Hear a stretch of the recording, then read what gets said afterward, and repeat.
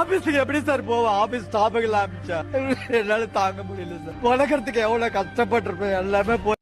Hello viewers, மேலும் பல புதிய தகவலுடன் உங்கள் ராம். இந்த வீடியோல நம்ம கோபிநாத்ங்கிற ஒரு இளைஞர் வந்து தற்கொலை பண்ணி இறந்திருக்காரு. அவர் எதனால தற்கொலை பண்ணாரு, அது தற்கொலைக்கான காரணம் என்ன, அதை பத்தி தான் இந்த வீடியோல நம்ம பார்க்க போறோம். ஸ்கிரீன்ல தெரியறாரு, இவர் பேர் தான் கோபிநாத். இவர் வந்து ஒரு ஆன்லைன் பிளாட்ஃபார்ம்ல போயிட்டு கடன் வாங்கியிருக்காரு. அதாவது மொபைல் ஆப்ல இருக்கு பாத்தீங்களா, அந்த மாதிரி ஒரு மொபைல் ஆப்ல இவர் போய் கடன் வாங்கியிருக்காரு. அந்த கடன் வாங்கி இவரோட சூழ்நிலை எப்படியோ தெரியல, கட்ட முடியாம போயிடுச்சு. கட்ட முடியாம போனதும் மொபைல் ஆப்ல லோன் கொடுத்தாங்க பாத்தீங்களா, அவங்க வந்து இவரோட போட்டோவை நியூட் ஆக்கி அதை வந்து இவரோட கான்டாக்ட் டீடைல்ஸ் எல்லாருக்கும் அனுப்பிச்சு விட்டுருக்காங்க. அது மட்டும் இல்லாம இவர் வேலை செய்யற இடத்துல கம்பெனிக்கு எல்லாருக்கும் அனுப்பிச்சு விட்டுருக்காங்க.